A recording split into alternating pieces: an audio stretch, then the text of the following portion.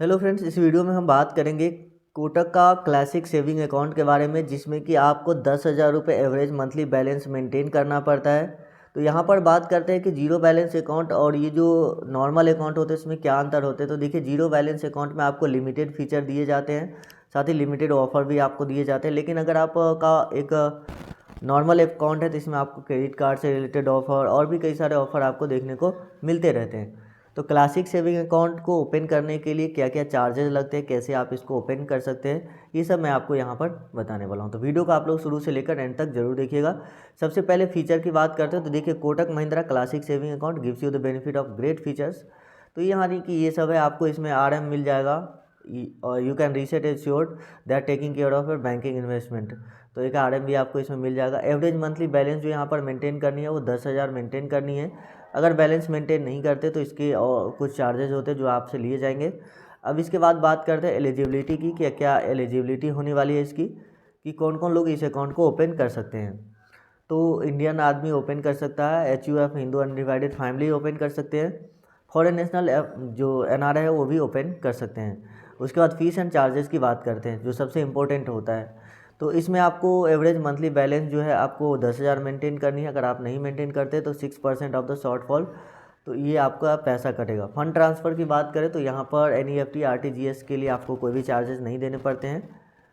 और ब्रांच जाकर भी आप करते तो भी कोई चार्जेस नहीं देने पड़ते हैं। IMPS के भी कोई चार्जेस नहीं है। Cash transaction at branch, cash deposit machine, CDM deposit withdrawal.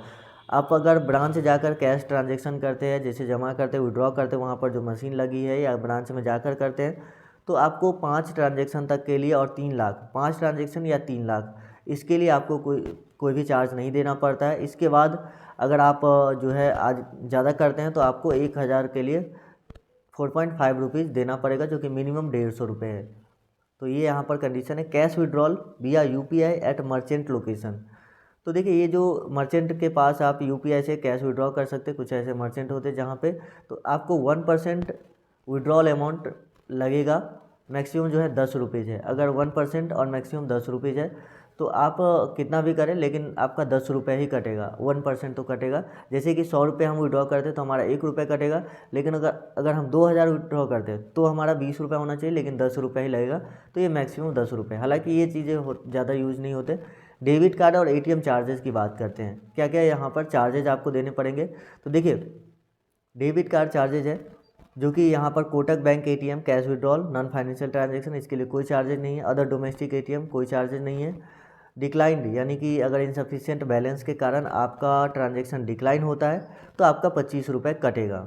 ठीक है, चाहे वो ATM पे हो, चाहे मर्चेंट वगैरह किसी वेबसाइट वगैरह पे, कहीं पे भी अगर आपका डिक्लाइन होता है तो आपका जो है यहाँ पर 25 रुपये पर ट्रांजेक्शन कटेगा। ठीक है, उसके बाद cardless cash withdrawal, nil charge up to 1 transaction. DD और चेकबुक की बात करें तो nil charge for up to 1 lakh per day, these limit are 4। उसके बाद 4 रुपये आपको पर 1000 के लिए देना पड़ेगा। मिनिमम 50 है, मैक्सिमम 10,000 है। फॉर सीनियर सिटीजन 3 रुपये पर 1000 के लिए यहाँ पर DD के लिए आपको देना पड़ेगा, अगर आप एक से ज़्यादा करते हैं। ठीक है, उसके बाद चेकबुक चार्जेज है। 100 चेकबुक आपको बिल्कुल फ्री मिलेगा। उसके बाद आपको 3 रुपये पर चेकबुक के हिसाब से लगेगा। ठीक है, उसके बाद SI फेल्योर है, ये सब है, ये सब ज़्यादा चीज़ें ज़रूरत नहीं है। तो ये मोटा मोटी इस बैंक के कुछ चार्जेस थे जो मैंने आपको बताया। बाकी चार्जेज आप यहाँ पर इनके वेबसाइट पर देख सकते हैं। और उसके बाद हाँ, एक चीज़ और बता देते हैं कि जो कार्ड है, उस कार्ड के लेने के लिए आपको क्या चार्जेस देने पड़ते हैं। जैसे कि अगर आप डेबिट कार्ड का एनुअल चार्ज की बात करें तो क्लासिक डेबिट कार्ड लेते हैं तो इसमें आपको कोई भी चार्जेस नहीं देना पड़ता है। उसी अगर आप क्लासिक प्लेटिनम लेते हैं, सिल्क क्लासिक प्लेटिनम लेते हैं तो आपको 199 रुपये देना पड़ता है। गोल्ड डेबिट कार्ड लेते हैं तो आपको फर्स्ट ईयर के लिए तो फ्री है, लेकिन उसके बाद 250 रुपये पर एनम, यानी कि पर ईयर आपको देना पड़ेगा। उसके बाद platinum my world debit card है, इसके लिए भी फर्स्ट ईयर के लिए चार्जेस फ्री है। उसके बाद 250 रुपीज़ है। उसके बाद वर्ल्ड एक्सक्लूसिव डेबिट कार्ड, इसके लिए 750 रुपये। Kotak PVR debit card 499। Other debit card related charges, यानी कि अगर डेबिट कार्ड को रिप्लेस कराते हैं, लॉस्ट हो जाता है तो आपको 200 रुपये देना पड़ेगा। Issuance charge image debit card 199। Regeneration of pin send through courier, इसके लिए कोई चार्ज नहीं है, ये बिल्कुल फ्री है। उसके बाद value of purchase sale in foreign currency, तो यानी कि अगर आप फॉरेन करेंसी में करते हैं तो आपको यहाँ पर चार्जेस देखने को मिल जाएंगे।